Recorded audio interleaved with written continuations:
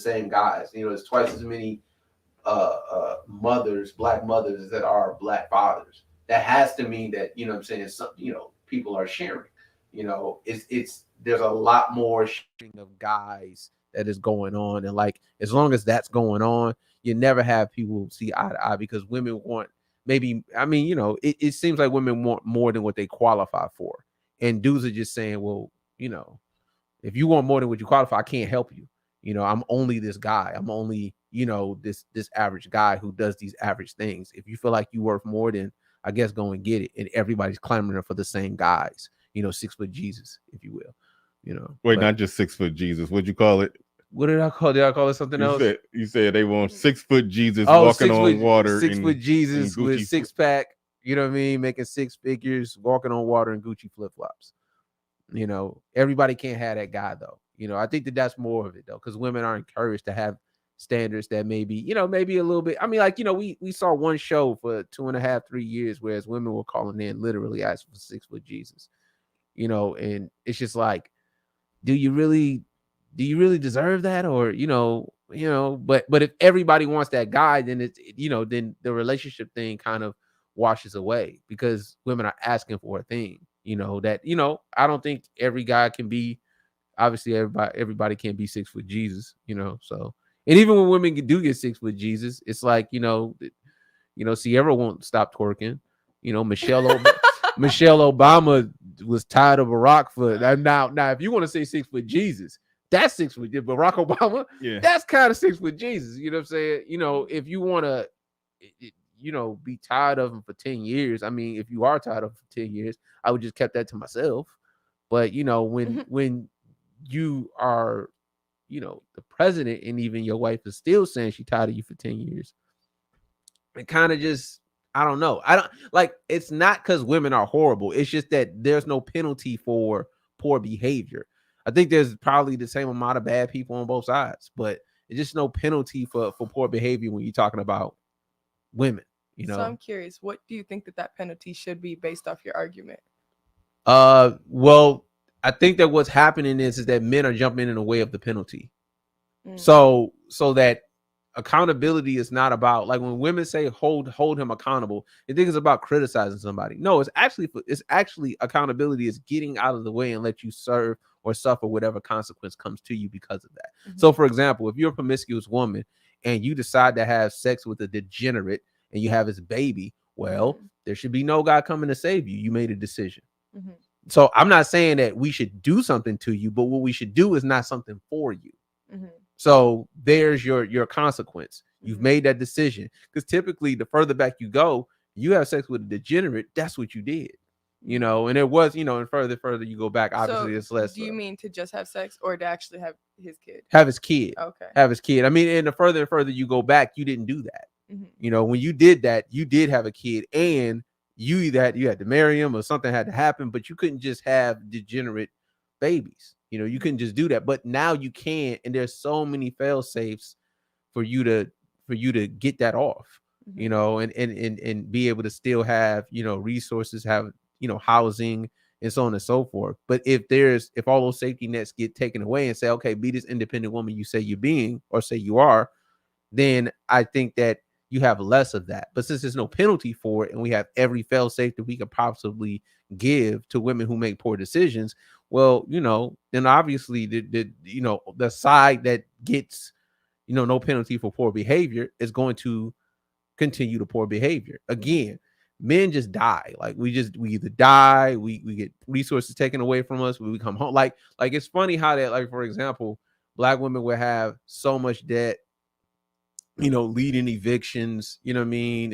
and all of this stuff, but they're not more homeless than we are. You know what I mean? They're just not more homeless than we are. They should be more homeless than we are, but there's so many fail safes that they're not going to be homeless. They're not going to put them out on the street. They're just going to be like, okay, cool, let's figure out a way to, like some simp gonna come along and say, I got to say, men are the fail safe. If they have a vagina between their legs, there's a bed for them to sleep in. They're not going to be homeless.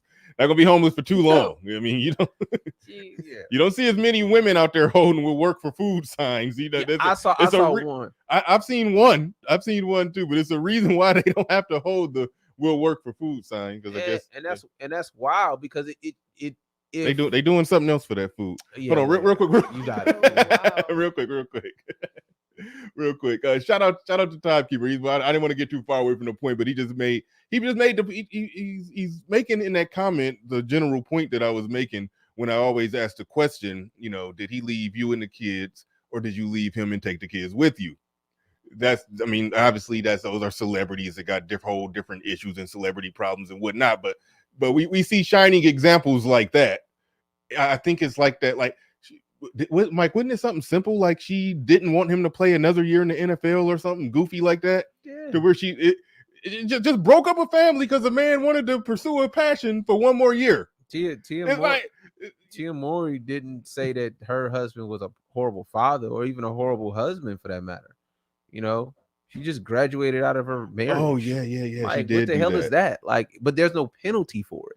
If there's a penalty for you leaving your husband and just because you graduated out of your like, if there's a penalty for that, then you don't do it.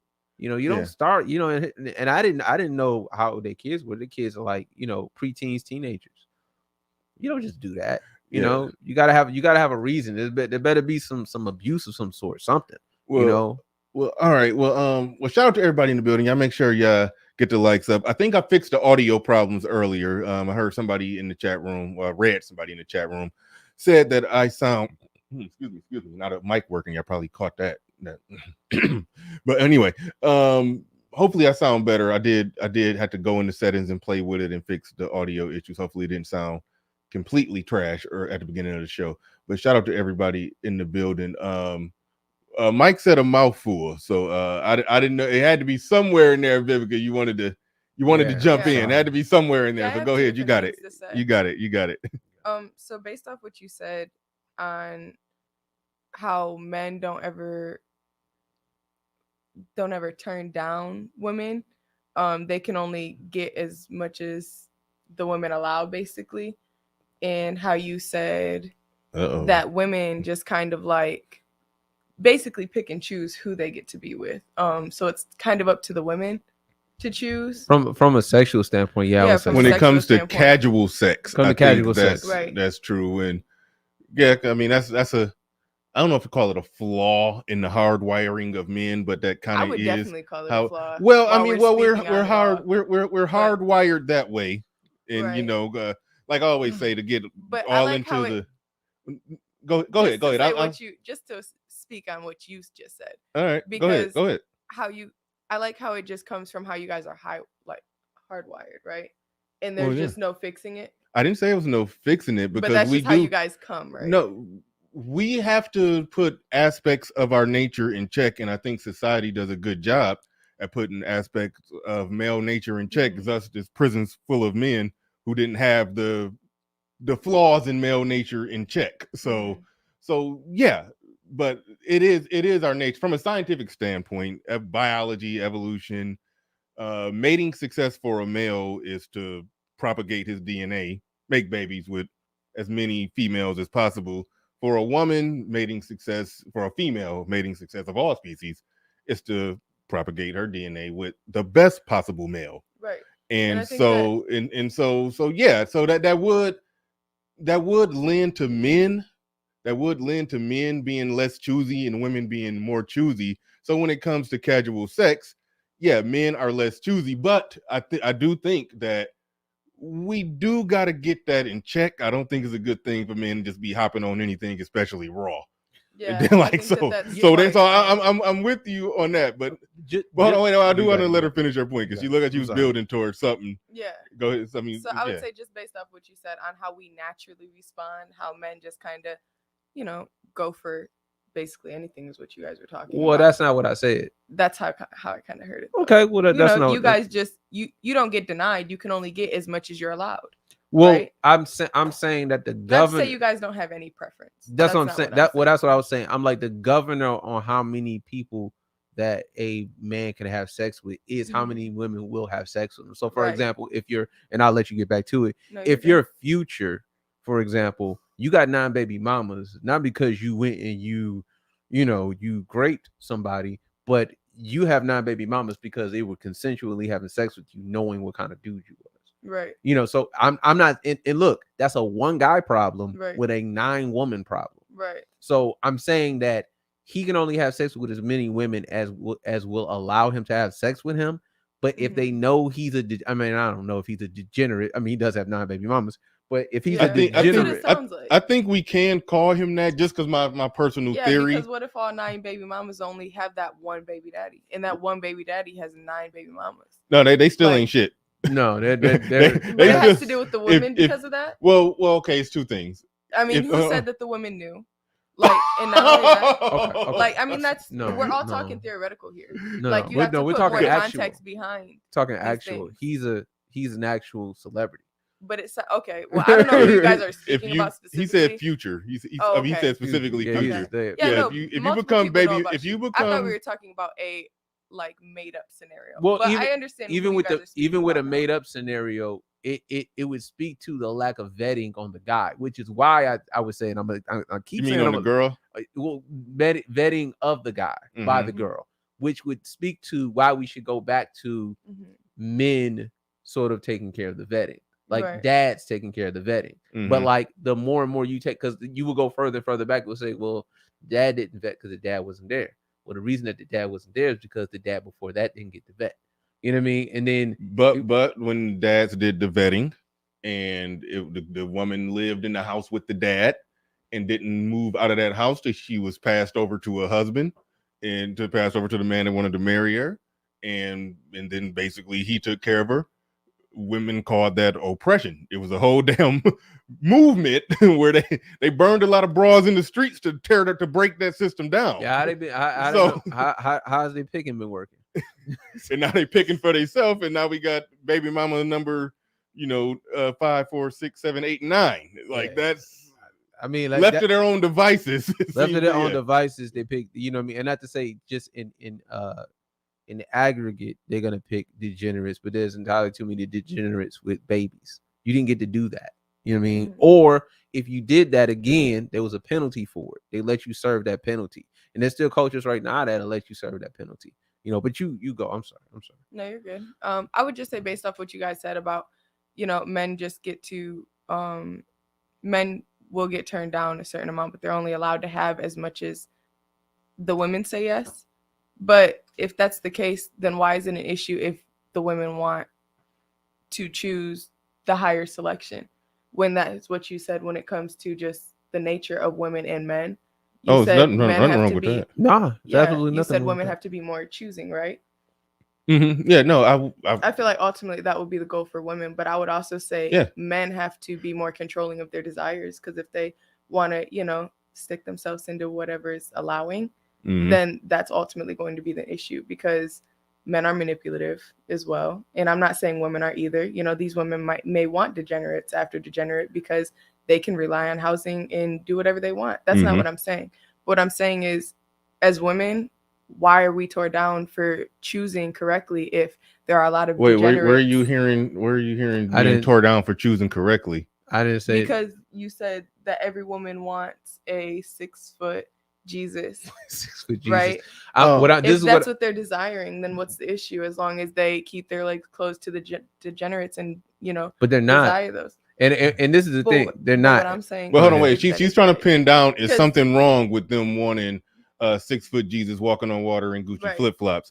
The thing about 6-foot Jesus walking on water in Gucci flip flops is that a lot of that was surface level stuff that has nothing to do with whether he's the a good type guy of person he is. Right. But if they're saying that, yes, I want a competent, successful, productive man because I'm thinking about the future and family and my kids being provided for. If they're using their, hypergamous is the word. I don't know if you're familiar with it, but if they're using their hypergamy to get that guy to ensure a better future for their kids, nothing is wrong with that. And there's nothing wrong with all of them wanting that. All of them can't get that. But then it comes down to a situation, okay, you can't get that, and then now what do you? Now what's your options? There's a 5'8" average looking construction worker who would be a good man to you. Then there's some barely jobless dude, but he's tall and got swag. And so are you gonna hook up with him? He tall, he look good, he got swag. And then it was like that's who they're ending up pregnant by. And then, you know, then after all, they get the results and outcomes of that. Now men are trash and men ain't shit. Or like you said earlier, they leave their families or their kids or whatever. So that I think that's the cycle that we're in more so than anything. Yeah, and it's not a matter of the saying that they're being shamed for even wanting what they want. I'm saying want what you want. Two things matter more though. One thing matters more what you qualify for, and then also two, like I'm saying 6 foot Jesus, like I'm being, you know, funny, but I'm saying I know what you mean. But I'm saying it using your terms. Yeah, I'm saying it in the sense of they're not equating the Jesus part is not because he's moral. The Jesus part is because he's perfect in the way that they see perfection, you know, which is it's all about what your definition of perfection is. Well, it's not I'm going to be a father, I'm going to be a provider, and I'm going to stay around, because look, to have a dude would know, like, this guy ain't going to stay around. A dude would know that immediately. Right. Like, nah, this guy's a degenerate, he's out of his mind. You know what I mean? Like, nah, don't be with him. But like if you think, I'm saying Sierra, do you know who Sierra is? You know who these people are? Yeah. Do you think if I was Sierra's friend, right? All right, let's say I was her brother, and I was clairvoyant, and I was like, 3 months before she actually met Future, I was like, hey, Sierra, there's gonna be a guy in your future. His name is Future, and don't avoid this guy. Just please avoid this guy. And you know, he's gonna have 2 baby mamas, and he's gonna have unprotected sex with you. He's gonna skeet and skirt. He's gonna get out of there. He's not gonna be around. So don't just avoid this guy. Do you think that Sierra would have not had sex with Future if I was her brother and I said that to her? I feel like when it comes to situations like this, and for me to go back and predict the future based off past things, and I don't know, obviously it's you hard can't for me do to it. Speak on stuff obviously you can't do it. But what I'm saying because is, I feel my the point. Whole setup of the question is just constructed around the answer that you're looking for. But at the end of the day, I can make a whole different construction about this same scenario and be like, this is what I'm saying. What do you think she'd say? This is what I'm saying. All the information that we all had was all the information that she still had. So I wouldn't have to be her brother and tell her all of that. Right. She already knew it. Right. She still chose it. So how do you know that you know that? And how do you know that she knew that? And not only how did you know that she knew that, based off everything that you heard before you met this person in person, why would you listen to everything? Wait, are we literally talking about Sierra and Russell Wilson in Future, or people in general? What he spoke about. I don't even keep up with celebrities. Yeah, no, I get that. I have no idea. Okay, so you're really speaking generally. Okay, okay, let's speak in general. Let's go general. Yeah, I was switching through camera angles, and I thought you were saying that Sierra didn't know Future had kids. No, I'm just speaking off the scenario in this room. Okay, got you. Let's say that she knew that he had 2 baby mamas beforehand, right? Certainly. Okay, so this is all before she met Future, right? It all happened, yep. So now when she meets Future, is she supposed to go off everything that she heard about this man beforehand, or is she supposed to listen to what he says to her? And let's say that what he's saying is genuine and he actually loves her and this, that, and the third. Now all she can see is the perception that he's giving her. So I can see how you. I'll say it like this: if a woman show up with 3 baby daddies, it ain't a matter of what people are saying about her, what she's saying to me. I could see the results of her decision making. Right. So in that situation, and past is the only predictor. That's pretty. But like you were saying before, what if the women left with the kids and it wasn't his choice to leave? Like you said, you never know the circumstances. Okay, so you're talking about with the guy. Yeah. That's just another. If a guy is impregnating multiple women, I mean, okay, put it like this. Let's just say somebody was in a relationship, they was married, they got a divorce, custody battle. Right, she took the kids. That's right. That's one thing. It's another thing to use the word. I think I coined the phrase serial impregnator. If you're a serial family starter, I don't know if that's a thing, but there's a such thing as a serial impregnator. If you're going around just knocking chicks up and then you show up to a new chick and she do her proper due diligence and find out you got 4 baby mamas. It's no way that we could, like, this man is see it. This man is already it's like look, he's for context purposes of this whole setting. I'm 22. I have no children. We baby get it. Daddies, no anything, because I'm, as you guys would say, selective, right? So as far as I go, I'm speaking off, just context of what you guys are talking about, right? But what I am saying is a lot of women aren't emotionally. My feet up is not a red flag, okay? I'm chilling back here, and I'm gonna keep chilling too while y'all talking you about saw that. It just looks weird. It just looked weird. But wait, no. Be comfortable. No, I'm chilling though. It's just weird because one shoe is on the shoe that's off your foot is on the floor, so it just. So y'all would never know what's really going on. It looked funny. And they don't think. No. Why y'all curious? Iman, Terry, no. No, but what I'm saying though is men are manipulative. So and I'm not saying women aren't, but what I'm saying is you can't judge a woman for. And now if he has like 5, 3 even, honestly, I mean, at the end of the day, I want my first child to be my significant other's first child. I'm just speaking off what I would think goes through other women's head because I'm their gender. I was just about to say, you guys are. You guys have me sitting here speaking for women in general. What I'm saying is everybody isn't as emotional, intelligent as you think they would be, right? Like all women aren't that emotional intelligent. So when they have a man that shows up at their footsteps and is just pouring his heart out to the best of his ability and is now all of a sudden in love with her, and who knows what really happened with his past. Now he explains it from his point of view, and he's saying what happened from his point of view and how he did his best, but she just couldn't be pleased. No, wait, in this scenario, it was not he did his best and she couldn't be pleased. It was he would have to be saying, "Hey, I did my best, but all 5 of them couldn't be pleased." Yeah. All 5. Come on. No, like, I'm saying after a certain amount, I mean, everybody's certain amount is different with women. So they could say, they got 5, they got 3, they got 2, whatever they consider to be too much is just too much. But at the end of the day, let's say that they have under the too much limit and he did his best as a father and she just couldn't be pleased. And now he's here pleasing you. Well, maybe he's the one that can please you. And then she may accept him. Now, again, I don't have kids for a reason. At the age of 22, right? 0. Yeah. So all I'm saying is, this is a mindset that some women may have. Well, this is the thing. I think that we can agree the majority of fathers would say no to that. Like majority of fathers will be like, well, he has 3 baby mamas, so no. Right? I mean, like, would most fathers do that? Say that? I mean, there's definitely men out there that will accept multiple baby daddies. Like, there's definitely men out there. Like you said, all they got to do is fall into a lap of a woman, and they won't be homeless. I mean, there's plenty of men who do it. You mean a woman fall into a lap of a man? That's what I'm saying. You said it backwards. What I'm saying is that if you're my daughter, and the future comes in and says, "I would like your daughter's hand in marriage," and he has 5 baby mamas, I'm probably gonna tell him no. Right?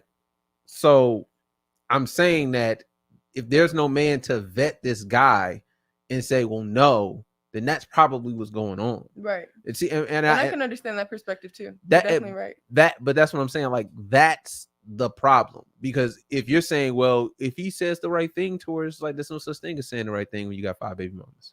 So such thing. I don't care. But that's from a male's perspective. Well, that's like, why. What if it's been 10 years since he had a baby? Now, again, I'm just talking on theoreticals, because at the end of the day, as a dude, I can tell you, you guys are pinning this on a certain person again, or what? No, I'm not pinning. No. I took it. I tried to let's get it away from him. Sierra and Russell Wilson. Away from them. Move Sierra and Future out of it. Just generally speaking. As a man, and I don't have daughters, I got sons. Right. As a man, if I have a daughter and I'm looking at my daughter, I'm saying this is my daughter, and a dude who I don't think is going to be able to be a father, to be a husband, a provider, a protector, a leader. If I don't think he measures up, I'm saying no. So if it's a guy who I can see clearly is a degenerate, because I'm not in love with this new nigga, I don't know him. So if I can actually say no to this guy, I would say no, because it doesn't matter what he says to me. I'm just looking at him as far as, you know, and again, doesn't have to make $1 million, doesn't have to make 6 figures, doesn't have to be just based off how he treats you. He has to be a solid dude that can protect, provide, lead, you know, be disciplined, structured, ordered, you know, it has a purpose and a plan. That's what I need you to have to be with my daughter. If a man is vetting, a solid guy is vetting, he's going to look for those things. So all the stuff that you said, well, what if it's been 10 years since he had another baby? Or what if it's this? What if it's this? A man who is vetting for his daughter doesn't care about any of that stuff. No, I'm not saying any of that. Like, that's not the deciding factor. What I'm saying is, if he comes to you with all these, everything that you said in line, and he has 5 baby mamas, whatever the case may be, then it's a and no-go. It's been 10 years since he had a baby. But he has everything in line. It's a no-go. Okay. It's a no. Like any dude is not gonna let his daughter be the 6th baby mama. Right. That's irresponsible at best. I mean, at worst, like you're just serving your daughter up to the you're serving your daughter up to the you know, to the wolf, to the wolf. He the wolf. Like, yeah, daughter, go to the wolf. Like, that's what you're doing. You're serving your daughter up to the wolf. And I think we all know that that's not. I mean, men would know that immediately. No. You know what I mean? But like, it for women, it's just like, well, what if this and what if that? And that's the problem. If there's a penalty, if there's a penalty for that, though, if it's a penalty for making that decision, i.e., you made that decision, that's where you're at. I don't want to hear your mouth. It's all on you now. If there's a penalty for it, then you may not make that decision. But there's so many fail safes that making that decision doesn't hurt as bad as it should. So that's why you could say what if. We don't say what if. Ain't no what if I pick Jada Pinkett. It's like, no. You know what I mean? It's no what, and I'm saying not Jada Pinkett literally, but what if I pick a Jada Pinkett? Well, what if she this and that? No, don't pick her. Just move on. And now that, like, we're not talking about celebrities right now. No celebrities. We're talking about people in general. It's very difficult for a non-rich man to have 5 different women pregnant and have all his stuff together. Like, that child support is taking, at that point, 60-70% of his income. Like, I know a guy who got a divorce and he had 4 daughters, and after they stuck it to him on the kids that he had in a marriage, he about 60% of his income was getting took. So I mean, it's impossible to have it together. So, you know, and that sort of speaks back to what he was talking about before, how they pick men for other reasons, and they try to make it work after the fact. Like, it's something, you know, they've done some studies on that. Like, when people buy stuff, they'll come up with some emotional reason why they need this thing, or no, they'll want to buy this thing for whatever emotional reasons, and then they'll try to rework the logical reasons why they did it. But you really didn't need to buy that $35,000 car. You had $10,000 saved up in the bank. You should have bought a $10,000 car, but now you're going $35,000 in debt for a car that you probably can't make the monthly payments on. But they'll try to logically make it make sense. I think that's what women do when they get with the future type. So let's not take future out of it. They get with a dude who clearly is in a situation where he's financially compromised. He's clearly in a situation where he can't be 4 or 5 places at one time. So he can't possibly be taking care of those kids in terms of being a present father. It's like, so when they do that, they're literally setting themselves up to be in that same situation as those women without a father in the home, unless she believes she has, you know, the magic vagina that's going to change him and make him stay. It's like, that's what they're operating on when they get with a dude that got that many kids by that. So it's no justification to that. Why does it have to be the magical vagina? Why can't it be she has everything in line? Like you say, it has to be deeper than surface level with men. What do you mean by everything in line? Like emotionally balanced. Like, she has her own routine, and let's say, I don't know, like, she's just the perfect ideal woman that you guys would consider, like, just stable, right? Then if she really the perfect ideal woman, what if she just has to be the perfect woman? Why does it have to be a magical vagina? Why can't it be just a magical Okay, whether it's a magical vagina or a magical woman, black girl magic, all that. Yeah. I think she's still being stupid. If she's all that, but she get with a guy that compromised, she's clearly not hitting on all cylinders in the thinking department, in the mental logical department. But that shows that they make decisions based off other things. And like I was thinking about something. I think somebody said it before me, but I was thinking about something. You never hear women talk about looks. Like you never hear women talk about looks or height or complain about looks or height. It's always complaining, if they do complain, about dudes staying around. It's about money. It's about, emotional, whatever. It's never about looks and height. The reason is because those are non-negotiables. They're actually just non-negotiables. They're like, okay, like be with an ugly dude. What? You know what I'm saying? Like, be with a short guy. What? They're not in their head. It's like, no, I would never do that. When the non-negotiable should be productive guy. The non-negotiable should be, we'll stick around and be a father, be a leader. Those should be the non-negotiables. Every woman isn't like that though. Like, but every is in me, because my standards are not looking for a 6-foot Jesus, like you said, and that's why I speak from the point of like perspective that I do, because the non-negotiables for me is somebody who can understand me, like in my emotions, and be patient with me and respect me and love me unconditionally, because that's what I want to give back to my man. So just somebody who can actually understand, I feel like, and relate to me and my emotions, and like be, somebody's opinion that I can trust to lead, and somebody that I can submit to. So I feel like those are my non-negotiables, and I feel like every woman may not be the same. Hold on, for everybody, hang on for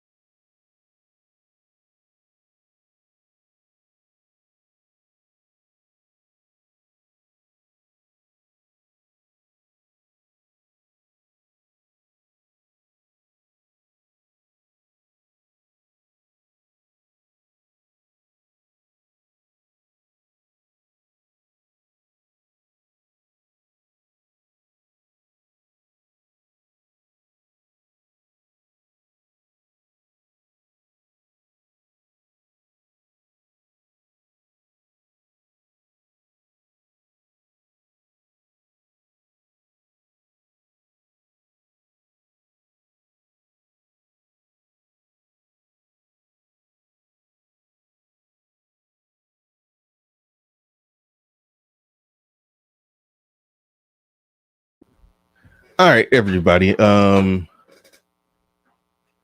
Everything okay? Everything okay? Everything okay? We actually having I guess I could call it Michigan problems, because there's a lot of snow out there, and the plow guy came, and it was car. Basically, he backed into Mike's car. Long story short, Mike's car got backed into when the guy was plowing the snow. So they're about to exchange insurance information, and Vivica is moving her car. So no, he said no. We didn't have a fire drill. We didn't have a fire drill. Everything is all right. Everything is all right. These are our Michigan problems. We had really bad snow, really bad snow. So we'll be right back in a second. She's just about to move her car, and then Mike is about to go exchange some information with the plow guy, and yeah, that's what's going on. That's what's going on. That's what's going on. But shout out to y'all. I'll read some comments and interact with y'all for a second. I'll interact with y'all for a second as we get this thing worked out and figured out. Y'all know who she remind me of with the feet on the couch. And I don't know why y'all think that's a problem. I don't know why y'all think that's a problem. When chicks, when girls, like only little bitty chicks do that. They sit on the couch and they'll sit in a chair, but sit Indian style in a chair. I actually think that's kind of cute, but but y'all was clowning the foot on the couch, saying it's a red flag. Now, if she had her shoes, if she had her muddy boots on the couch, like on some Rick James shit, then that would be one thing. But you got clean socks, you can put them on the couch. Y'all was tripping. Yeah, game changer. Fat women can't sit Indian style. They can't. Some of them can't even put the foot on the couch like that. So, I think that it was Is it? Hold on. Is it bad, Mike? Yeah. I got around one head left. God damn. Fantastic said the feet look long. No, it's normal. Normal feet. You gonna be able to finish the show, or what we got to do? I mean, if you gotta pack it up, pack it in. I understand. I mean, I'm still gonna be riding. Either rather you finish or not, you gotta ride home with one headlight either way. might as well go on and stay here and get some more clips for TikTok.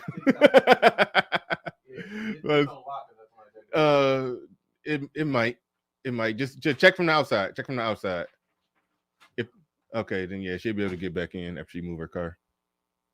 Is my man coming back in here, or is the dude? Did y'all swap information? Nah, I went in there just to get it. Okay, well yeah, you should flag him down and get the info. Flag him down and get that info.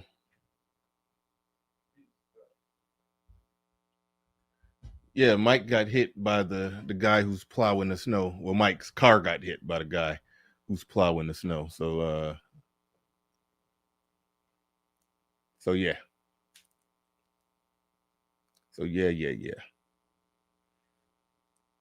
Shit happens.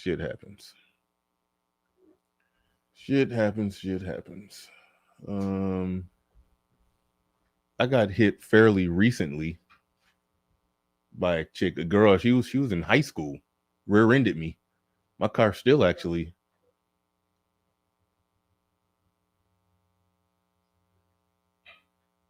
Okay, I'm back. It's super cold. You're asking, okay, Major League is asking the question, is she a high or low level feminist? We're gonna let her answer that. I don't consider myself to really label as either, so I don't know. All I know is I see perspectives from sorry y'all, give me a second, because it was cold outside. Yeah, that was cold. Hold on, I'm gonna close the door. It's cold outside. There was so much snow on my car. I just had to move all that and move my car out the snow. Whew. Okay. Hold up. Yeah. So, all right. Let me know when you're ready for me.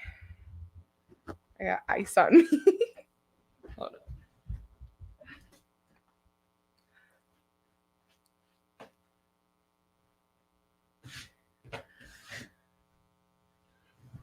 All right. Okay. Question on the table: are you a high or low? He's asking me, are you a high or low level feminist? I'm going to let you answer that question. I think you was already starting to answer it, but then we stopped to close the door. So go ahead. You got it. And real quick, I finally remember the name. Shan Booty, I think her name is. That's who she reminded me of with the sitting Indian style foot on the couch shit. But anyway, you don't know who we talking about. No, I don't. She's like a younger Shan Booty, which means high level feminist. But anyway, I'm just playing. Go ahead. I'll let you answer. I don't know. I don't label myself as either, I guess. I'm not really the best with labels. But yeah, I would just say I see things from both perspectives. So I just know how human interaction is, and Yeah, that's what I base my answers off of, I guess. Yeah, you said some very, very feminist leaning things, but even though this is my interpretation of it, in these modern times, I think a woman can be younger and be a feminist and not even know it, just because the culture is kind of that way. I think like there's a trouble to me, at least, a troubling amount of men, particularly young men, who are feminists and don't realize it, because that's just how we're cultured. And in what modern Western society, they can say whatever they want to say about patriarchy. They're breeding and cultivating feminists left and right. So I do think that, even though I know a lot of people in the chat think that she's being disingenuous, I think you're actually being honest. I don't think you identify as a feminist, but I think if you took one of those little questionnaire tests, and they asked, "What's your position?" Yeah, if they ask, "What's your position on this? What's your position on that?" I guarantee it'll come out pretty feminist. Odd story that I don't doubt it. Yeah, like they have kids actually take those tests, doing like in the name of, I don't know, identity politics, and try to see where they line up at or whatever. And so they a staggeringly high percentage of kids, particularly black boys, when they take those tests, they basically they're all their political leanings and opinions line more up with where they're pretty much they 30-year-old black woman. Like, so that's kind of how it is. That's kind of how it is. Interesting. But so Game Changer in the building says, would you rather marry in your 20s to a 5-figure? This is your question to you. Okay. Marry in your 20s to a 5-figure man, 30s to a 6-figure man, or 40s to a 7-figure man?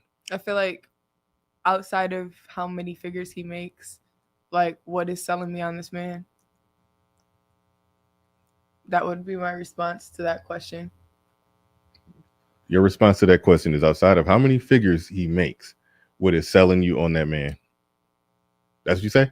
Yeah, like, what's selling me on this man? All like, right. Why would I marry him? You don't take age into consideration at all when you're thinking about when not or even why? A little bit. I make myself so happy. I don't see, like, if I'm not married by my 20s, like, it means I haven't met a man that I feel like I deserve to be married to yet. You say you make yourself so happy you don't take age into consideration with marriage. See, that's what I mean by partner, even though she isn't a knowing, have thought about it, card carrying feminist, so many things you say so many things you say line up with exactly what a feminist will say. Now, I do think that you're probably just young enough to just haven't thought about it. I'm a genuinely happy human being, and if somebody with 7 figures wants to marry me while I'm 20, what are you offering me besides money? Like, I don't think that's the point. What's embedded in that question is, okay, part of the reason why a woman would want to get married is to start a family. Right. The best time for a woman to start a family and have kids is while she's younger. Wow. If a woman is saying that she sees no different in getting married at 20 versus 40, that means that she doesn't even look at marriage as the vehicle of doing the most important thing that the marriage is for, and that's having kids with your husband and a family. Well, and that's a very, very feminist thing to think. So again, I don't think you've thought about it and made a conscious decision to be a feminist, but your natural leanings line up that way. And again, I think y'all are cultured to think like that and don't even realize it, whether you sign up for it or not. Based off the question that you asked me, and based off the line of dialogue that we've had leading up to this question, I would say marriage had nothing to do with having children at all. I'm not looking at marriage to have children, but I'm also not thinking about when I'm going to have children. So that's not part of my answer that you just seem to link with it, because I'm not thinking about children right now. I don't know when I'll have children. 41, like, it doesn't bother me right now because I'm 22. I'm brand new with the tag still on me, right? I'm not thinking about when I have kids, right? That's not what I'm thinking about right now. What I'm saying is, like, out of that question and what you guys were talking about how women just look at, you know, when they get married or when they have a baby daddy or whatever, they're not thinking about, oh, well, they're not complaining about his pockets. They're not complaining about appearance, right? Appearance. They're complaining about the emotional connection that they have with this man or how he sits around, right? No, they are complaining. I said looks and height specifically. No, that's what they're looking for. But when they complain about somebody and they're talking about how they don't want somebody, they complain about everything else but those two things. Right, but those two things. Yeah. So why would I make my decision on who I'm marrying based off one of those things, right? Well, why would I make that decision? I feel like that whole question was a setup. Like, what is this man giving me besides how much he makes yearly? Like, I don't see. That's me. That's my phone, I think. Okay. I don't see how that is a factor in who and when I'm getting married to. I just don't understand that. Yeah. Like, because I told you what my non-negotiables are. Yeah. And none of my non-negotiables were in that one comment. So why would I make my decision based off that one comment?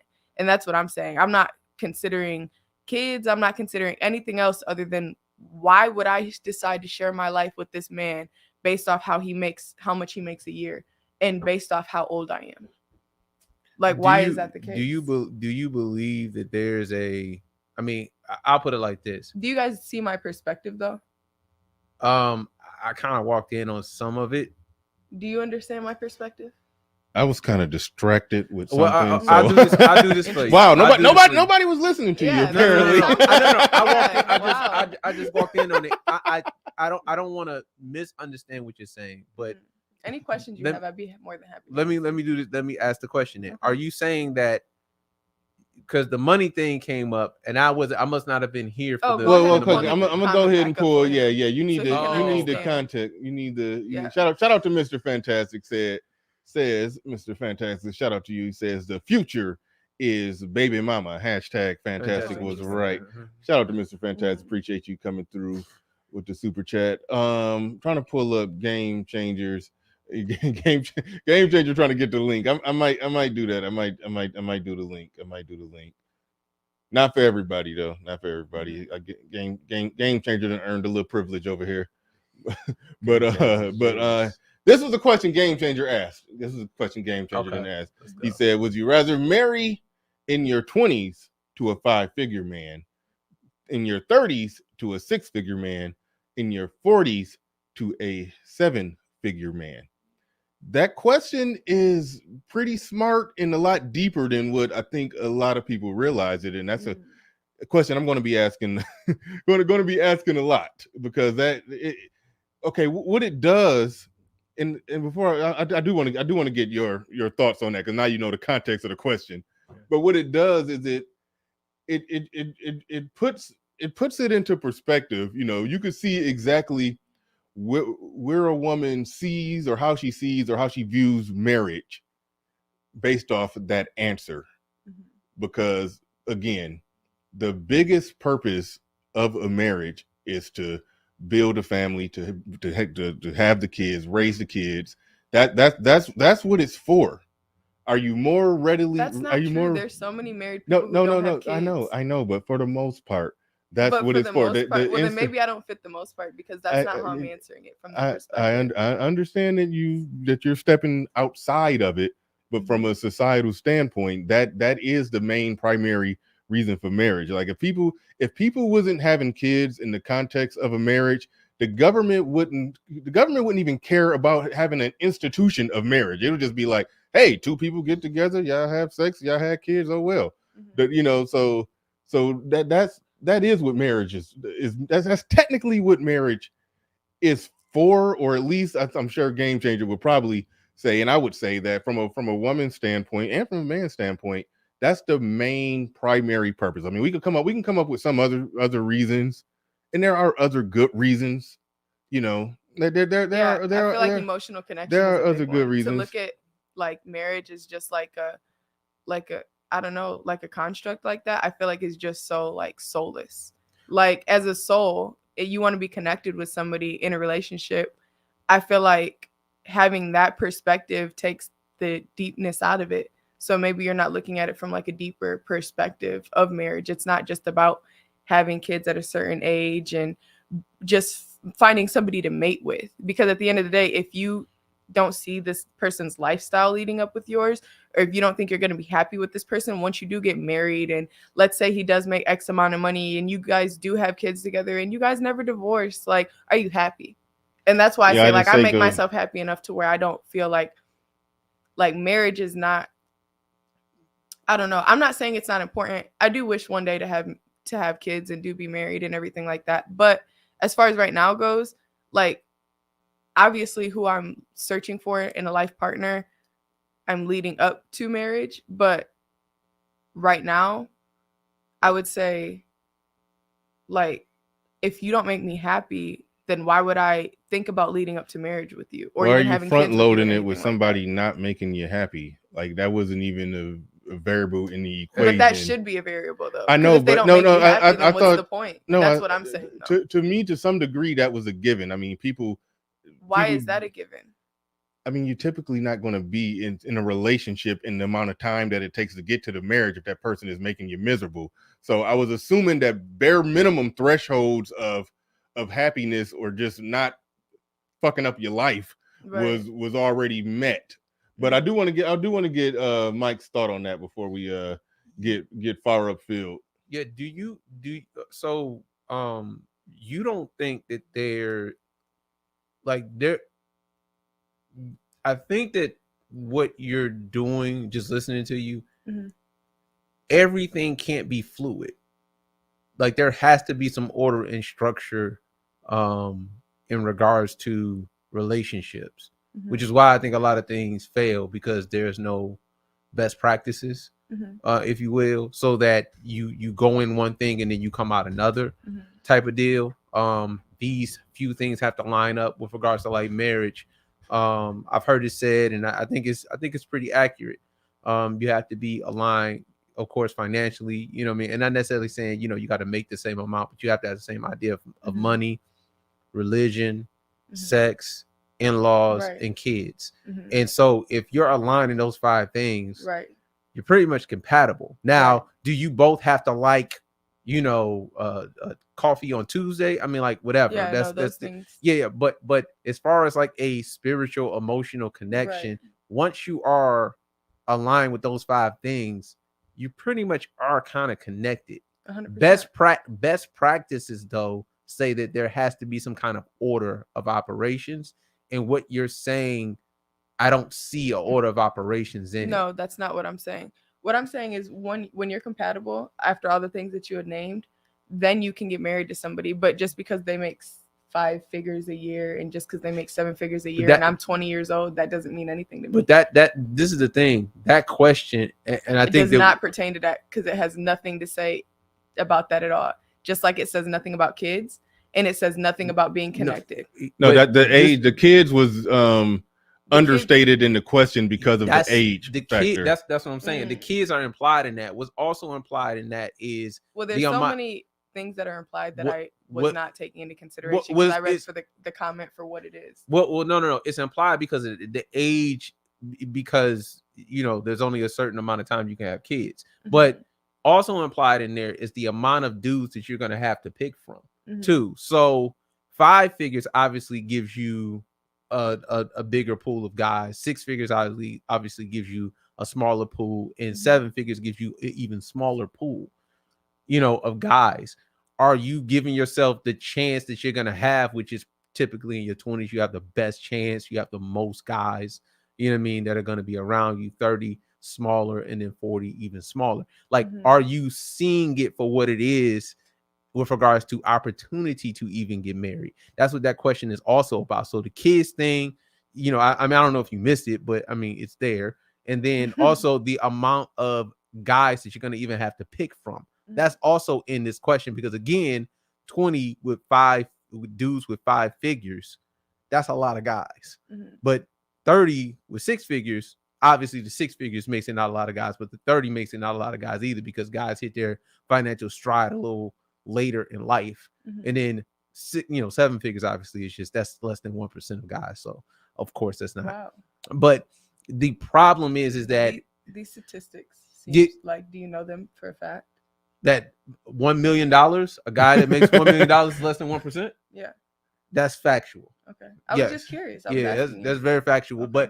But the idea that none of that matters is like, when do you think people got married before you, when it was working, when everybody was married? They were probably getting married around in their 20s. You know, when it worked. There's a such thing as best practices. Again, for all of this stuff, there's a such thing as best practices. A thing works. Go in one thing, you come out the other. And listening to your answer, a lot of the stuff is just fluid. It's, well, I can be 41. It's just like, no, you can't. You can't be 41. You can't be 41. like you can if you want to. What you make, and you can make. I mean, like at the end of the day, like if you don't want one experience, how many like, you examples? can pass it up, and more experiences will come. Now, don't get me wrong. There's definitely a lifespan to that, but you couldn't tell me when mine is, and I can't tell you when yours is. But I can guarantee you this. I can guarantee you that there is an end point, and that the closer you get to that end point, the less likely that the thing happens. But that doesn't mean like the last 99%. It's not a possibility. It's less likely. Possible and probable. Right. Possible and probable. Possible is whether it can happen. Of course, you know, anything can happen. You could jump off a 50-story building and survive. Right. Probability is obviously the percent that it happens. I'm not jumping off of a 50-story building because the chances that I survive are very, very low. Now, can it happen? Can it happen? Of course, it can happen. I can't survive. Probably, you know, not though. That's the thing that this question is also about. Right. It's about your probability of making that happen. Okay, you know, so wait, is this a new question? Yeah, that is a new question. Okay, new question from Game Changer. Okay, you can read it. Is this the same person? This is the same person. Very much Game Changer. Would you rather marry in your 20s with a modest soul connection, 30s with a moderate soul connection, or 40s with a soulmate? I already know. Soulmate for sure. I already know. You already know she's going there. That's all it's about. Because it ain't about kids. It's about the soul and the emotions and the feeling and the happy life. But everybody's values is different. But yeah, like I definitely would like to be aligned with the person that I'm going to spend the rest of my life with, because I live a very healthy life, and I hope to exceed 120 in my lifespan. So hopefully that my partner can do the same, and it's definitely, there's a probability of it. But the way that I'm eating, yeah, I mean, amazing, and that's the goal, is to live as long as possible. So I get the feeling that you believe you could fly just a little bit. I mean, maybe, who knows? I definitely can. But I mean, at the end of the day, life is limitless, and it's the only limits come to you is when you put them on yourself. Nobody can hold you back more than yourself. So I would say, yeah, I would definitely wait till I'm 40 with a soulmate, rather than spending, you know, the first 20 years of my life finding somebody who I halfway match with, and then spending the rest of my life with them. I mean, at the end of the day, I'm selling myself short that way. Game Changer, I'm gonna give you the last 20 minutes because we're gonna wrap it up at the 2-hour mark. So the last 20 minutes, I will grant you that. But real quick, Cole's still in the building. And shout out to everybody who's supporting the stream. I do appreciate each and every one of you.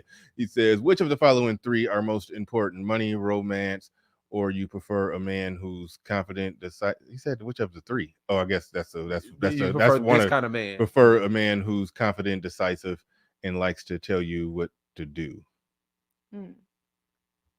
So I'm thinking money, romance, or leader. I think he's trying to say. I mean, I understand the last part of it. I'm just saying a man who's so confused on why these combinations are together. Yeah, I don't know why those combinations are together. I understood Game Changer's combination. It was like a logical progression. Those three things are just random. You know, I understand if somebody, you know, money or romance. I get that, but you can have money and or romance and also be confident, decisive. And that's why I'm it makes no sense. I guess.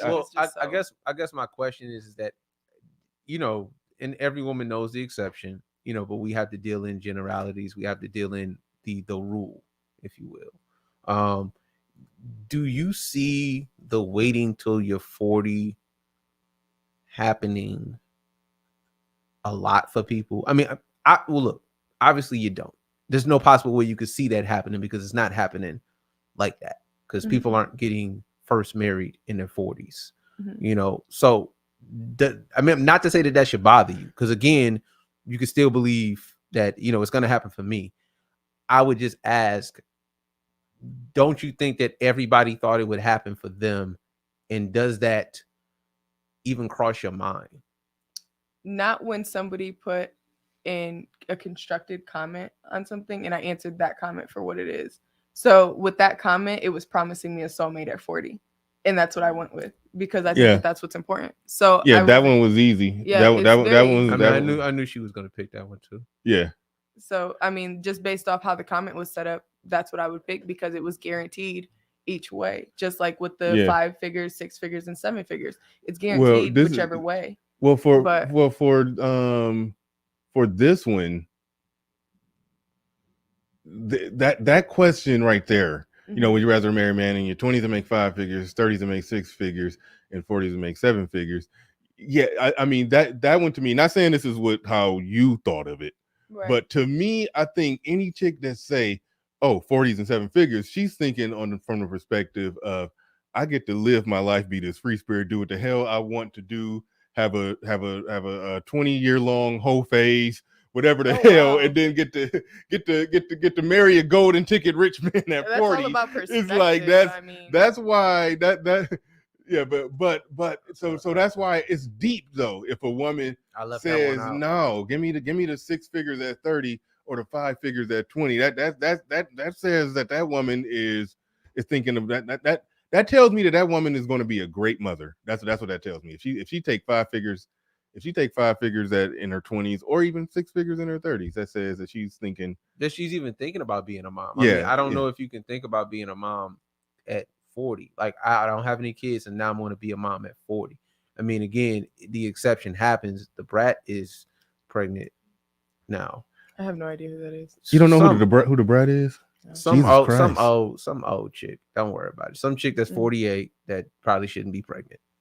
You know, that's who that is. But and she the stud in the relationship. She's the stud. I didn't know the stud got pregnant. I thought that. Yeah, I didn't know. But that's the thing. It's like those kind of things don't happen generally. And then when you have a culture that says, you know, that preaches fluidity, that preaches no structure, and it's like men will die living like that. Like, again, on average, women make less, but there's just more homeless guys.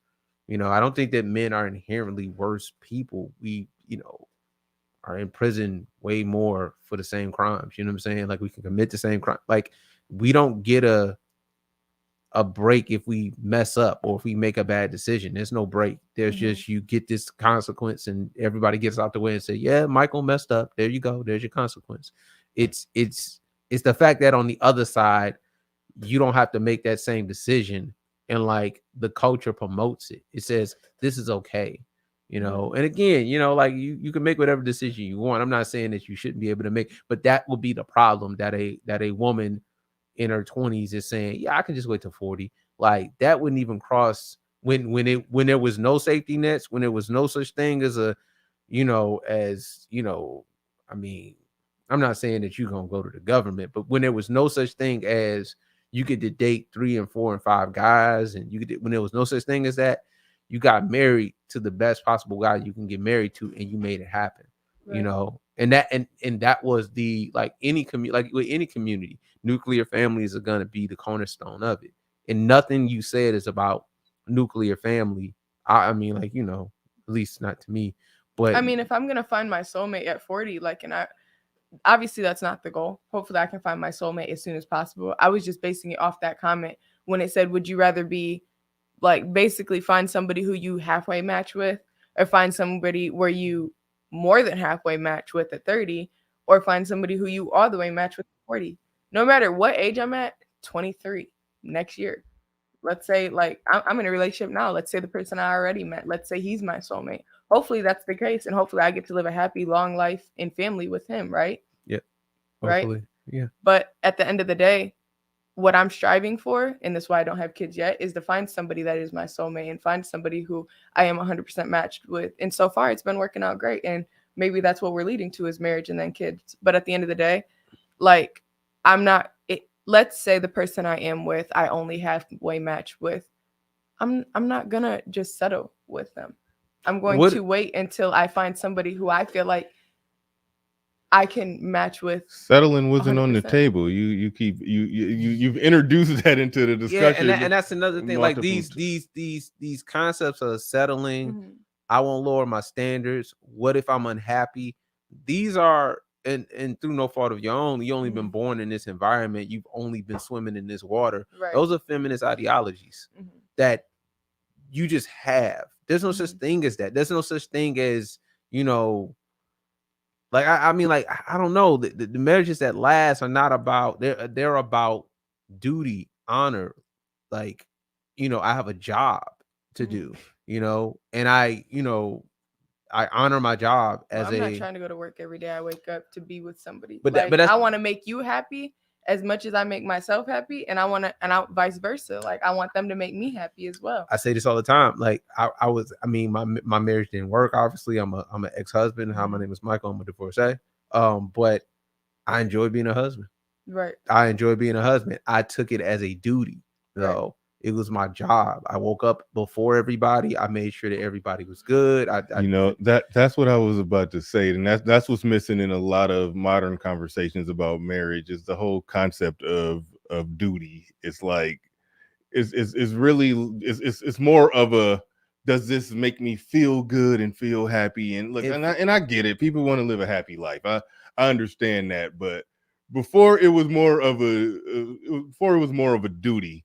When you remove the duty aspect to it, and it's just, do I feel good? Do I feel happy? You can feel happy today and not happy tomorrow. That's not what I mean, though. I know, on a day-to-day basis, everybody's like human. You know what I'm saying? You're going to feel different emotions, and I understand and respect that.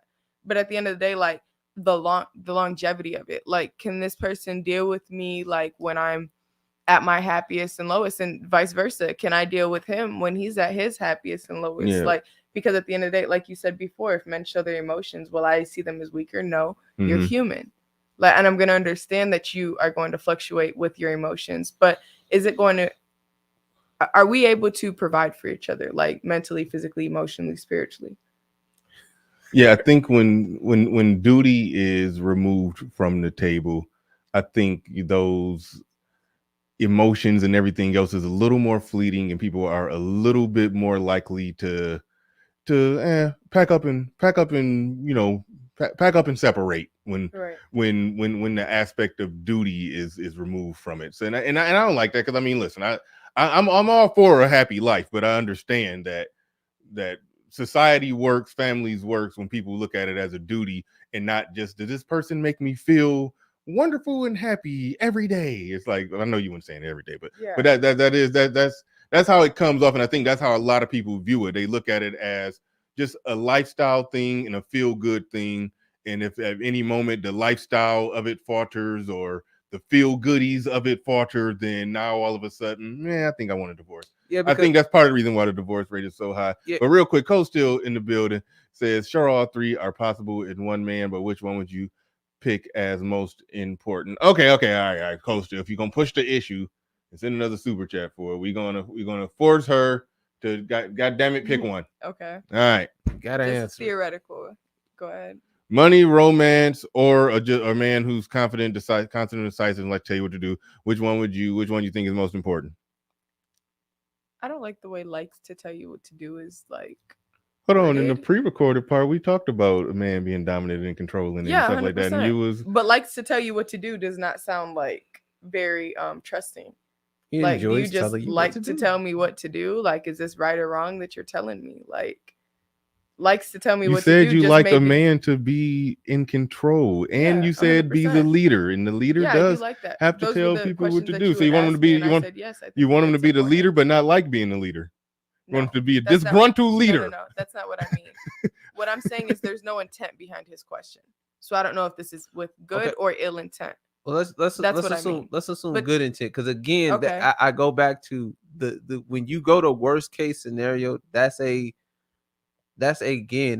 feminist ideology. No, not at all. Because before I didn't make any assumptions, and you guys said, well, I thought that was self-explanatory on certain questions. So now with these questions, I'm making sure that there are no hidden assumptions. Okay. So I'm just clarifying the question before I answer it. Okay, that's fair. Well, let's assume he doesn't want to tell you to do the wrong thing. He's not telling you jump off a bridge. I would say definitely the second one. Then I was gonna pick the first one based just off, I don't know, money and romance. Hopefully he's a good person. Like, but confidence is decisiveness and likes to tell me what to do. I just don't think that sounds right. But let's just go with that. So of those three, to satisfy and appease Code Still, you said, I mean, to answer the straight answer to the question is romance. No. Oh. It was the confidence, decisive, and likes to tell me. Oh, that's the third one. As long as that's money, as long as his intention is good, and yeah, he sounds like a powerful man who can lead correctly. Okay. All right. And I think Fantastic is saying exactly what popped in my head. Very free spirited person who okay with a man telling her what to do. Okay. All right. Yeah, I mean, and that's again. Wait, like I didn't read that whole comment. No, I didn't read it all either. I saw the word free spirited and knew exactly where he was going. Said, bruh, she's way too free spirited to want a man to be in control. That's not true. She has a lot of lofty language to make herself seem far more easygoing than she is. So why does that have to be the case that you automatically assume about me not knowing anything about me? I think he's making. I mean, well, he's basing it just off what he's heard. He could be wrong, but he just drawing his conclusions of what he's heard, what he's heard today. But all right. So, Game Changer was requesting the link. I'm about to bring him up. I'm just trying to. Oh wait, shit! No, I didn't want to do that. No, don't do that. Wait a second. I'm trying to do something right there. Okay. All right. I think I got it right. Oh shit. You push remove. We got to hold down prop. Okay. Game Changer is in the stream. He's audio only. Game Changer, say something. Something. I can kind of hear a little bit of something. You can't. Hold on. No, we got to be hearing more than that. All right. Say something. Something. Okay. I got the headsets turned hella down. Let's turn them all the way up. All right. Now say something. Something. Now you're loud as hell. Everybody can hear you. All right, go ahead. Okay. Perfect. All right, go ahead, Game Changer. You got it. Take us home because we about to wrap this thing up. I will be doing night shows, but they won't be starting at no damn 10 o'clock. So be looking for them at 8 o'clock. I'm planning another one on Friday. I probably have a group of people in here on Friday, hopefully at 8 o'clock. The snow ruined this one. I had technically 2 people canceled that was supposed to be in here. And Vivica and Mike made it like a damn near an hour and a half later than what they planned on making it because it was terrible snow all through Michigan. So yeah, it is what it is. But go ahead. GC, you got the floor. You got the mic. Go ahead and take us home. Take us home. We about to get up out of here. But GC, you got it. Okay, thanks. Okay, so I agree with you, Vivica, when you say that it's okay that you have standards, that your standards shouldn't be challenged. I think that your standards are reasonable. It's abstract, a lot more abstract than a lot of us guys would like for it to be, meaning that we can't really latch on to it. Like, what is your soulmate? It's really difficult to gauge what you're looking for. But nevertheless, as long as you're certain of what it is and you're out looking for that, then I don't see any problem with that. And I don't think that, your way of thinking by itself is a problem of society. What I would caution you of, and, I used to be 22, believe it or not, is what I would caution you of is it always seems as if the next choice is going to be better than what you have. Right. So you continue to chase something that seems like it's going to exist. And that's why I was asking the questions. Would you wait a little bit longer with hopes to get something better? Because as a man in my 40s, I can tell you that you can continue down this journey and never be fulfilled. Right. Like you answered the question, and rightfully so, that I would much rather have my soulmate in my 40s, which means that you would question the guys that you meet in your 20s and 30s if they're your soulmate, and then in your 40s with hopes that it'll get better each year. But it doesn't always pan out like that. And it's quite unfortunate that a lot of young people don't really find marriage and happiness as a result of that. I know I didn't. But Game Changer, she's going to potentially live to 120, so 40 is hopefully still to exceed. It's still and if I young. make it to 100, I'll be happy. But she's every day I'm consciously making efforts to improve my body. She's going to 120, so she ain't worried about no 40. Exceed it.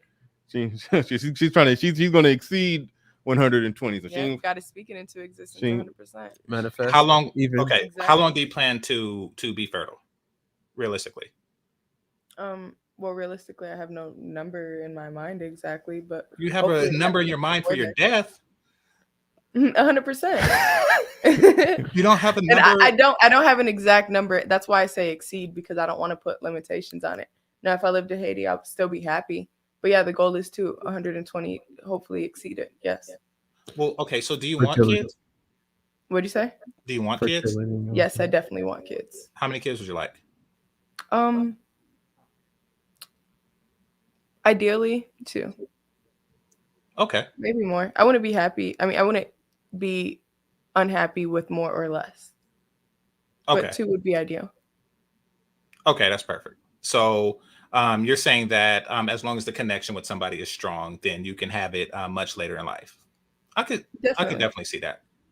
But again, it is a concern when a person says, well, what did you mean when you say that you don't need to be married to have kids? Let's start there. No, when I said that, I didn't mean in response to the question that was asked.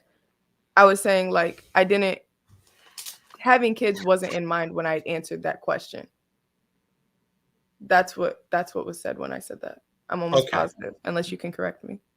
I think she said it the opposite way. She doesn't need to have kids if she's married. Yeah, because what I was saying is people in their 40s can get married and not even have kids. Yeah. What I was implying, basically, that more or less one of the primary reasons, the main reasons, is for people to get married, is for them to ultimately, is to have kids, and taking that out of the equation for men, it's that reduces the need and want to get married. Yes, there's some men who could just marry somebody. Hey, she's a perfect girl. She checks so many boxes.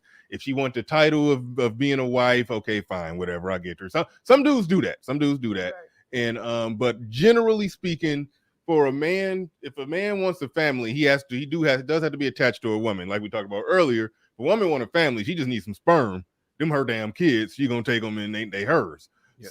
So that's the primary reason why men get married. So I was coming from that perspective, and then you said, if I'm quoting you correctly as possible, because I'm probably going to botch it, but quoting you correctly as possible, you basically said there's plenty of other good reasons to get married other than kids. And then Game Changer responded in the chat, said, what other reasons to get married is it other than to have kids? So I guess that's probably a good place to set the conversation right there. Was that about accurate, Game Changer? Yeah, pretty much. I was curious because for me, the primary reason to get married is to create a healthy household for your children.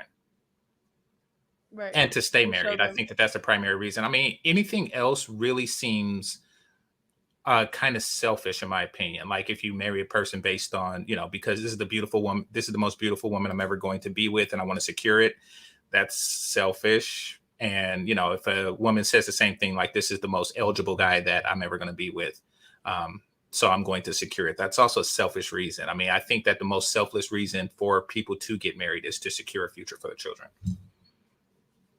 I can see that perspective 100%. I would say, as far as I definitely think it shows unity. So when you have children, it shows them that, mom and dad are together and they've been together before, we were born, and they've had a love life before us. So I can see how that's definitely possible. But I would say for the people who don't want kids or have kids, and they want to be married, maybe they're just genuinely happy with the person that they're with, and they want to, I don't know, I feel like it's just, in a sense, making it official. So giving each other that title because they're worthy of it, and, uniting families, because obviously once I'm married to my husband, then, his family's my family and vice versa. So I would say it's more of just like you guys said, like that structure, and it just shows unity.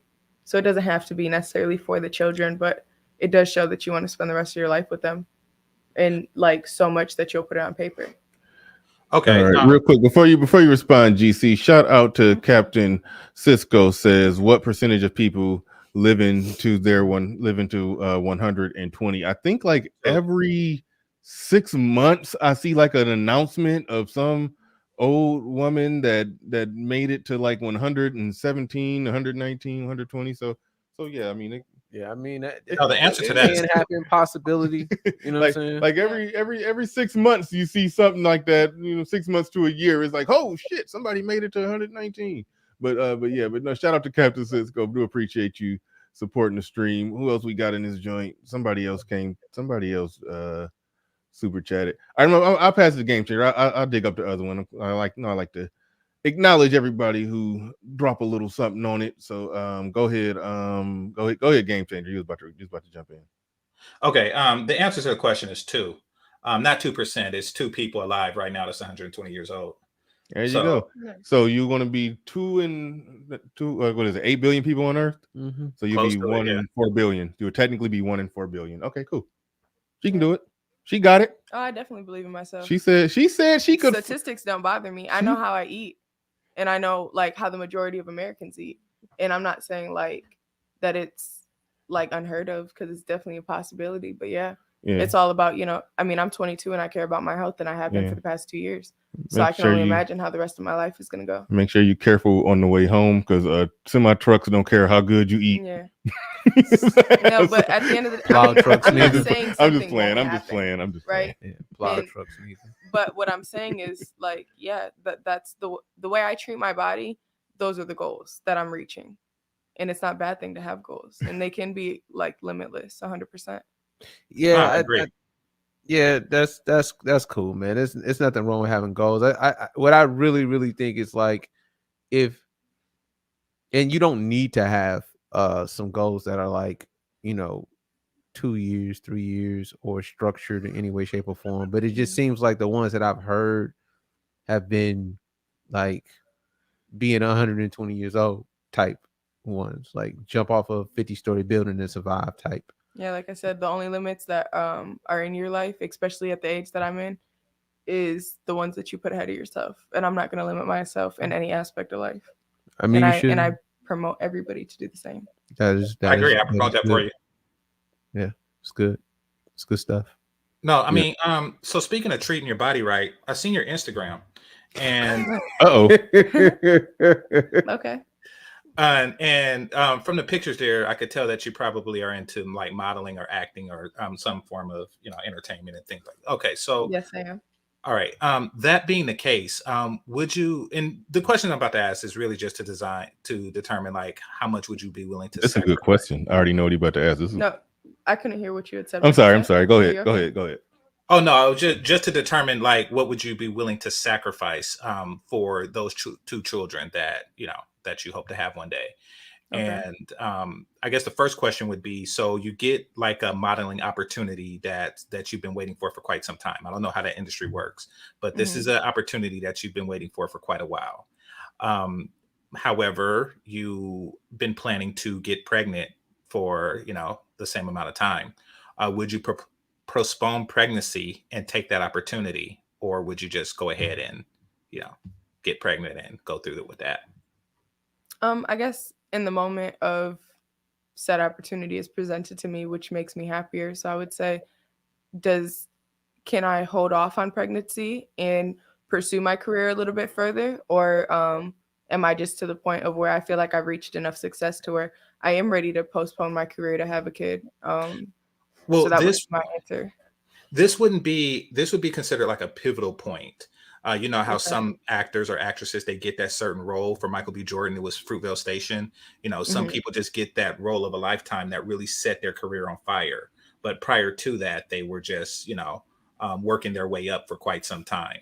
So let's just say this happens for you at 28. Okay. Would you take the opportunity, or would you have the child? Theoretically, if I were to get an opportunity at 28 and I'd been planning a pregnancy and I was well into that mindset wise and I was ready, and I got that opportunity, I would most likely take it. I feel like everything happens for a reason. And I feel like if that is the time that I got that opportunity, then me having a child was supposed to be held, and I'm going to better my career to give my child a better lifestyle at the end of the day. Better opportunity would be presented to my child once I better myself and my career. You're only a good parent if you make yourself a good person first, right? So, and how would that make you a good person? phrase that the best way. Let me rephrase it. You can only be a good parent if you're good to yourself, right? Because if you're lacking everything for yourself, like let's say career-wise, you're not where you want to be, or like just mentally, you're not where you want to be. Like you can't give yourself fully to a child. So I would say, yeah, I would definitely pursue my career first. You and your husband just got married and he wants a baby now. I'm not marrying somebody who's not on the same life path as me. So if you don't understand that my career is going first, like you said, with 100%. Wait, so you guys? I want to go back for a second because this just popped up into my mind. When you had said the thing about the football player and how his wife wanted him to leave the field and he wanted to go another year and she ended up divorcing him for it. Now, if he was putting his career first, what's the issue? If he wanted to stay another year on the field, what's the issue? If I want to stay another year in the industry, what's the issue? The difference, it's the same thing. Go ahead, Mike. If you want to put your career first, then you can. The difference is that there's a finite amount of time where you can have a kid. He picked one more year and he only has a finite amount of time that he can play football. Okay. So the difference is that he's probably not going to be he's never going to be on the field such that he's going to ruin their marriage because he can't play until he's 70. Clearly, you know what I'm saying? I mean, right. So he's only probably going to have a couple more years anyway. With you're taking another year, is taking away another year of fertility, whereas you may never be able to have kids eventually if you keep saying. But it's also taking another year of my modeling, because if I take a year off and have a baby, my body won't be the same. Now, let's say I do bounce back, but my body won't be the same. It's still the same, and it just depends on. I mean, every woman's different, but it just depends on what you weigh out to be more worth it. Okay, so this is, and I'm not trying to make my body's going to change for the rest of my life. Right, I'm not trying to make you sound like a bad person, but you're saying, and you should if that's the way you feel. Right. No, 100%. I'm going to. If that's the way you feel. Yeah, you should. But you're saying a modeling career over kids with your husband. Well, ideally, it wouldn't be modeling; it'd be acting, because that's what I prefer. Okay, you're saying acting over a baby by your husband for a year, however it may be. But yeah, like you said, if he stays on the field for another year, he can't be on the field till he's 70. Typically, a lifespan of a model or an actress isn't very long, so I can't be in the industry until I'm 70. I mean, there's Betty White. There's definitely exceptions, but like there is in. But sports. 70 doesn't. Well, I'll do this for you. I'm just going off what you say. That particular guy is 40 something. Him going until 47. Why does he have to be X amount of age? No, he is actually 40 something. Oh, okay. I thought you were saying my husband. Let's say. Well, not your, but I'm saying that guy is 40. He's picking a couple years. You're taking away years of fertility. Do you understand how that's different? Yeah, it's different because you're taking away years of fertility. He's not taking away years of anything.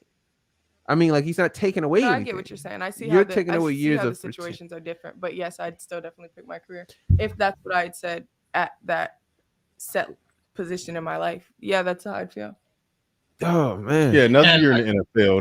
That's essentially just. No, I mean, I'm not saying that I wouldn't. That's saying for 7 months. Hold on, that's basically saying that he's going to be a little busy for 7 months out of the year. Why does it have to be 7 months? Because I'm talking about how long the NFL season is. Because he used the Tom Brady situation. But he said a few years. But now you're saying 7. He had said a few years when he was just speaking. Oh no, I was talking about Tom Brady playing one more year. That's pretty much what the deal was, right, Mike? Or no? Yeah. I'm just going based off what he had just said. I know. I understand. You went based off what he said. Just hypothetically, yours was 7 months, and he said a few years. Understand? Still, it's only look.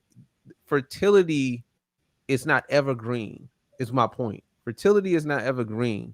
So that if that's the decision that you're making, clearly, the earlier you have the kid, the better for, just the better for your body in recovery. You know what I mean? If you're thinking about actual recovery I hope to have a kid before 28. That's the goal. So that's what so if that's what the hope is, then there's I'm just going based off the hypothetical with the question. Okay. But if that was the case, 28, I mean, I'm still able to have kids past 28, past 32. So if I get something that is life-changing in a pivotal point at the age of 28, and I don't have kids yet, and my husband wants a baby now, but he sees the opportunity that's been presented to me, I would hope that my husband understands and that we can discuss to have that baby said later on whenever my opportunity allows me to. And hopefully that opportunity, I mean, at the end of the day, let's say hypothetically, if it was to choose the baby or the opportunity, I would choose the baby. But that's not the case because it's 28. That's what he was asking. Yeah. But that's what he said. So I'm just going I got you. I got you. No, the question wasn't meant to be that direct, but I mean, in answering it, you did say, you know, career comes first.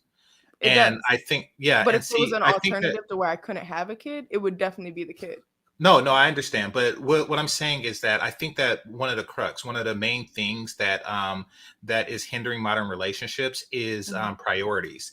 Like if the purpose of having or getting married is kids, and the kid isn't the woman's, in this case, your top priority, you know, then, you know, that means that there's a small pool of marriageable women out there, you know, because men want to marry mothers of their kids, not models. Well, we'd like to marry both, obviously, but, you know, we would prefer to marry mothers of children and not career women. Let's say that.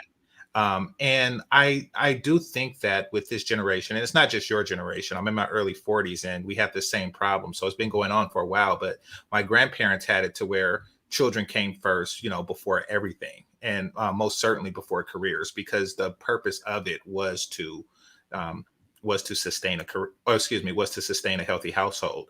Career, the money, et cetera, et cetera, et cetera. These are all means to an end. And the children, healthy child rearing, are that end. Have your parents sacrificed anything similar for your sake? Yeah, so I would say my grandma was she is my absolute best friend. She has multiple children, only by my grandfather. And I would say she was with him for a very long time. In the last 10 years of their marriage, before he had passed, she wasn't happy. And she's talked to me about that, like, very often, just about how he had treated her. And she didn't deserve that. And she put the kids first. And I would say, based off my grandma being my best friend and knowing how her marriage went and how she put the kids first, and she wasn't happy, nor did he treat her right for the past 10 years at all. He was with multiple women, all these things. My apology, because I did not mean that. But he was with multiple women throughout their marriage. And she knew of it. And that's just not a life that I wish to live. So, you say she came fully locked in. She came fully locked and loaded with a color purple story. But no, I mean, her granddaddy was my grandma is a Rolling Stone, and that is my best friend. Like, and I know a lot about her life. And again, based off her story, this is bloodline. You know, my grandma. Like, if based off her story, I mean, yeah, the universe gives you certain experiences for a reason, for you to learn from them. History does kind of repeat itself, right? That's what everybody says. So based off knowing her experience, I'm not going to repeat that same experience. Why not? So that's what's giving me my perspective, part of it. Well, and that's the thing. We want more women to repeat your grandmother's experience. But that's terrible, because my grandma would not recommend that for anybody. Yeah, but like, that's bad. That's because there's an assumption that that other decisions would have been better. So you're saying that your grandmother is saying that she would wish away your existence if she could have had a better career or focused on herself more. And I know that your grandmother wouldn't say that, right? Everything happens for a reason. So she had those children for a reason. And her life went the way it did for a reason. Right. Exactly. So you are the results of your sacrifice. You are the results of your grandmother's sacrifice. And you're saying that she wished that she wouldn't have had you? No, that's not what I'm saying. What I'm saying is she wished she lived a happier life. That's what I'm saying. Yeah. It shouldn't have went like that because of the experiences that she went through. I get it, but follow me for a second. You know, in order for her to have lived a happy life, she would not have had you. You know, your mother, your father, if it's a maternal. That's not necessarily true either. Because for the last 10 years that she was with him, she didn't have no children. So it just depends on at what point did she let go? At what point could she have been happier? And I'm not saying with somebody else, because that's not what I'm saying. What I'm saying is just remove him, the negative the negative factor in it that because again, she was a loyal woman. She was with him and he had children behind her. Okay. She never did that. So what I'm saying is all of this is just circumstantial and it's different on a case-to-case basis. But at the end of the day, no, I would not live that lifestyle for me because I would not go unhappy with a man for 10 years or even a year. Like if he's having babies behind me, I mean, that's like bringing back to the future stuff. Like, why would I continue to be with a man that's like that? I see now, hold on real quick, GC, but I'm starting to see now why in so many scenarios, like you would always default back to the worst case scenario. Yeah, worst case scenario, or I feel like if I'm not that way happy. For you guys, though, so you guys can see what I mean. Yeah, no. What I'm saying is I understand why you do that because when you looked at your grandmother who was in that situation, it was all bad for her when she did the duty and honor thing, and so you saying everything was all bad for her. So whenever there's a scenario laid out, like the one that Game Changer laid out, he laid out a would you rather this, that, or this scenario where you say, well, I'm not going to take that if he's acting like my grandpa. That's kind of what you would see. Right. Yeah, that's what you were saying. That's the psychology of it. I'm not saying you're right and it makes sense because again, you said somebody who was 80. So we talking about people who was born in what, the 1940s? 1939, yeah. Okay, so somebody who was born in the 30s, But I my grandma. I get the psychology. I know. And how they thought. I see your psychology of that. Well, I want to ask the fellow something. Would either of you spend 10 years in prison for the well-being of your children and your grandchildren? Absolutely. He asking me? Yeah. Both of the fellas, yes. Yeah, no question asked. Yes. Would you spend Would you spend 10 years at war with, say, China for the same reason? For my kids? Yes. Yeah. Yep. So the men are just as willing to sacrifice 10 years of happiness that they were, 50, 100 years ago in 1939. Men are the same. It's the women. You're dramatically different than your grandmother is what I'm saying. And I think that is the chasm. Men of today still want to be with your grandmother, just a younger version of her. Unfortunately, that exists in smaller and smaller quantities. Woman's individual happiness trumps everything in modern society. And until that changes, we're not going to have healthy relationships and communities that your grandmother came from and was, and brought your mother and father into. Mm-hmm. So I think that, we really have to rethink. I mean, I do wish that, of course, men should be more responsible with women who are willing to go the extra mile for their children. They should be more appreciative of it, more so than your grandfather, I guess. Nevertheless, I would like to see that the mentality that your grandmother had passed on to you. All right. We about to more or less wrap this thing on. I almost did it without acknowledging Major Leagues came through. He said, "Oh shit, now look, man, you're trying to start a whole nother topic on this." He said, "What's her thoughts?" I'm gonna end this right on open marriage and open religion. Come on, Mrs. Free Spirit, you could do anything you put your mind to. Remember, you could if you just believe it, you achieve. Put limitations on yourself. I don't want. Don't put those limitations on yourself. You said you believe you could fly. If you can fly, you can. Because that's what I would want to do. You can open an open marriage. You can open your marriage 100%. If you can fly. You can open your marriage. That's so silly. She could live to 120. She could fly. But you can't open your marriage. Is that what type of stuff that you guys would want? No, is an open yes. An open relationship? Yes. Is the short answer to that question? Yeah. Okay. Interesting. Yeah. So men now, however, a better marriage. Well, okay. Well, ideally, hold on, real quick, GC. Ideally, a man wants a one-way open marriage. Okay. And you can, no man wants an open marriage. Yeah, no, not an open marriage your way, but every man does. Well, I won't say only every man. For them. Most men, they want a one-way open marriage. That's so why do you guys think that's ideal? Well, no, it's not a matter of thinking you can have it. I always say this: when it comes to whether or not a man can have multiple women, he can have multiple women if he can have multiple women. And what I mean by that is I'm not talking about lying and cheating and the whole works and all of that. I'm talking about if you're with a woman and she's good with it and she accepts the terms and conditions and you get the deal that you present and she's good with it, and then that's what you have. But I don't think it's just some universal across the board. Every guy should have multiple women, because I mean, I say it vast. I mean, we talked earlier about the percentage of men. I think these stats we be throwing out. 30. I think, got a lot of we researched this stuff, but like 30% of men under the age of 30 reported having no sex in the last year. Like 1/3 of men ain't even getting no ass at all. So obviously, if they get one girl, they happy with that one girl. That's how most men are. They get a girl, they happy with that one girl. But there's a percentage that can have multiples, and there's a percentage of women that's okay with it. But I will say this, and this is for me, and then you fellas can answer if you want to. If given a choice between a healthy family and multiple women, I would choose the healthy family. Absolutely. So yeah, we are willing to sacrifice our own personal happiness because multiple attractive women is happiness.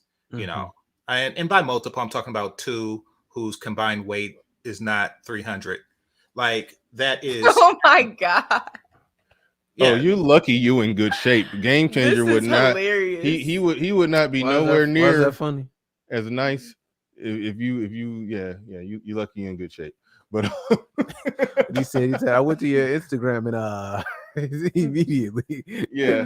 This is interesting. Yeah, I'm not trying to get y'all thirsting, but any of my guests who come in here, I do want them to pick up subscribers and followers. So go on and give her a follow, a like, and slide in the DM. Y'all do all that stuff y'all do. But anyway, subscribe to Mike too. Also subscribe to Mike. Real quick, moderators, put the links in the chat. Put the links in the chat. At least I think I pinned both of their links to the top. Hers was first, so I think I pinned both of their links to the top. So yeah, definitely hit those. Definitely hit those links. But we got to get up out of here. This is a great conversation. Like I said, I'm going to be doing this more often. I'm going to be trying to start it earlier at 8:00 because this is ridiculous. Starting at 10. So we'll be trying to do it at 8:00. I'm planning to do it again on Friday with in-studio guests and hopefully, more people. I ain't about to talk about the people that canceled because we got like a foot of snow out here in Michigan. But either way it go. Thank you, everybody who came through. Appreciate each and every one of you. And with that said, ladies and gentlemen, we are out of here. Peace. Bye. We gone. Peace.